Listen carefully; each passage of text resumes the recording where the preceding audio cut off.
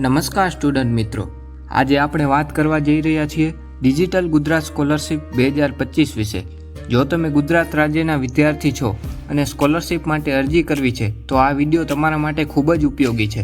ચાલો જોઈએ આ સ્કોલરશિપ માટે કોને લાભ મળે છે, શું શું ડોક્યુમેન્ટ્સ જોઈએ છે અને કેવી રીતે અરજી કરવી. ડિજિટલ ગુજરાત સ્કોલરશિપ એ ગુજરાત સરકાર દ્વારા આપવામાં આવતી શૈક્ષણિક સહાય યોજના છે જે વિદ્યાર્થીઓના અભ્યાસમાં ખર્ચ ઘટાડવાનો હેતુ રાખે છે. તો સૌપ્રથમ જોઈએ કોણ અરજી કરી શકે, એટલે કે તેનો એલિજિબિલિટી ક્રાઇટેરિયા શું છે. તો ગુજરાત રાજ્યના રહેવાસી હોવો વિદ્યાર્થી ફરજિયાત છે. વિદ્યાર્થીએ માન્ય શૈક્ષણિક સંસ્થામાં અભ્યાસ કરતો હોવો જોઈએ. વિદ્યાર્થી OBC, ST, SC, SCBC, EWS અથવા અન્ય પાત્ર વર્ગમાં આવે છે તે વિદ્યાર્થીઓ આ યોજનાનો લાભ લઈ શકે છે. વિદ્યાર્થીની વાર્ષિક કુટુંબની આવક 2,50,000 સુધી હોવી જોઈએ. અને હવે આપણે જોઈએ જરૂરી ડોક્યુમેન્ટ્સ.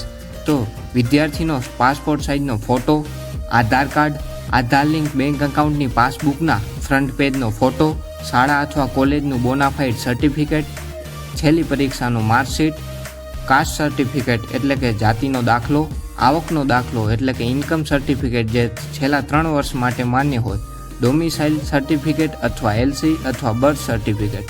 જો જરૂરી હોય તો વિકલાંગતા પ્રમાણપત્ર, વિધવા માતાનું પ્રમાણપત્ર. હવે આપણે જોઈએ ઓફલાઈન ઓનલાઈન અરજી વિશે. તો હવે મોટા ભાગના ફોર્મ ઓનલાઈન જ ભરાતા હોય છે, પરંતુ કેટલીક ઘટનાઓમાં કોલેજ દ્વારા ઓફલાઈન સબમિશન માંગવામાં આવતું હોય છે, એટલે બંને સૂચનાઓનું પાલન કરવું જોઈએ.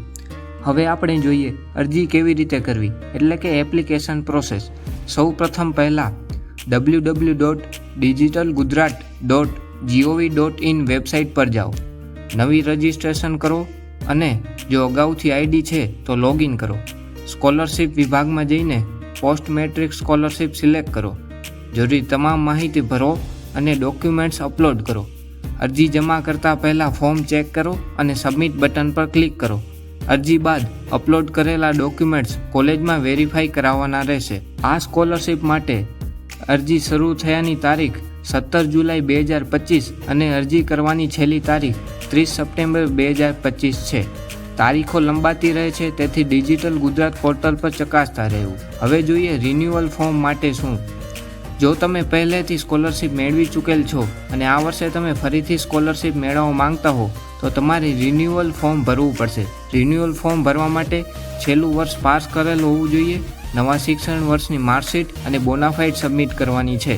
હવે આપણે જોઈએ સ્કોલરશિપનું ફોર્મ ભર્યા પછી એપ્લિકેશન સ્ટેટસ કેવી રીતે તપાસવું. તો ડિજિટલ ગુજરાત પોર્ટલ પર ચેક એપ્લિકેશન સ્ટેટસ વિભાગમાં જઈને તમારું યુઝરનેમ અને પાસવર્ડ લોગિન કરો. ફોર્મનું સ્ટેટસ જુઓ, તેમાં પેન્ડિંગ અથવા એપ્રુવડ અથવા રિજેક્ટેડ અથવા સેન્ડ ટુ PFMS બતાવશે. હવે આપણે જોઈએ એપ્લિકેશન ફોર્મ PDF કેવી રીતે ડાઉનલોડ કરવું. તો ડિજિટલ ગુજરાત પર લોગિન કરો, માય એપ્લિકેશન્સ વિભાગમાં જાઓ, અરજી પર ક્લિક કરો, પ્રિન્ટ અથવા ડાઉનલોડ પર ક્લિક કરો. મિત્રો, સ્કોલરશિપ મેળવવા માટે તમે જે કોલેજમાં અભ્યાસ કરો છો તે કોલેજ ડિજિટલ ગુજરાત પોર્ટલ પર રજિસ્ટર હોવી જોઈએ. કોલેજે તમારી અરજી વેરીફાઈ કર્યા પછી જ આગળ ટ્રાન્સફર થાય છે. જો તમારી કોલેજ રજિસ્ટર નથી તો અધિકારીઓનો સંપર્ક કરો.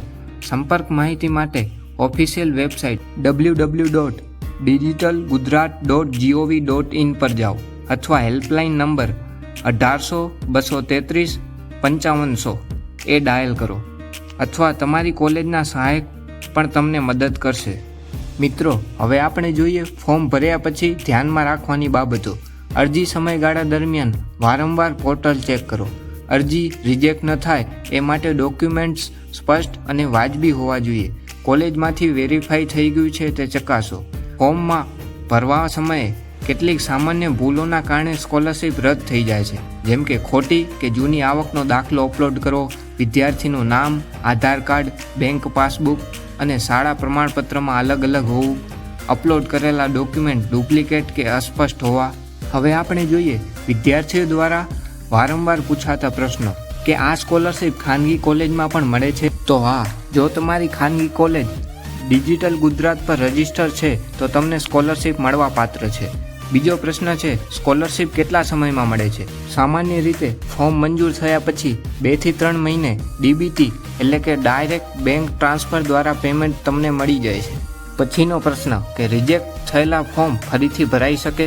તો હા, જો રિજેક્શનની સાથે કારણ લખેલું હોય તો યોગ્ય સુધારણા પછી ફરીથી અરજી કરી શકાય છે. તો વિદ્યાર્થીઓ, હવે તમે ઝડપથી જઈને સ્કોલરશિપ માટે એપ્લાય કરી દો. મિત્રો, આ હતો ડિજિટલ ગુજરાત સ્કોલરશિપ વિશે આખો વિગતવાર વિડીયો. તમારા મિત્રો અને ક્લાસમેટ્સ સાથે આ માહિતી શેર કરો, જેથી બધાને ઉપયોગી થશે. કોઈ પ્રશ્ન હોય તો કોમેન્ટમાં લખો, જવાબ જરૂર મળશે. આશા છે કે તમને આ વિડીયોમાં ડિજિટલ ગુજરાત સ્કોલરશિપ વિશે સંપૂર્ણ માહિતી મળી ગઈ હશે. તમે હજુ સુધી અરજી નથી કરી તો તાત્કાલિક કરો. આવી વધુ માહિતી માટે ચેનલને લાઇક, શેર અને સબસ્ક્રાઇબ કરવાનું ભૂલતા નહીં. ધન્યવાદ.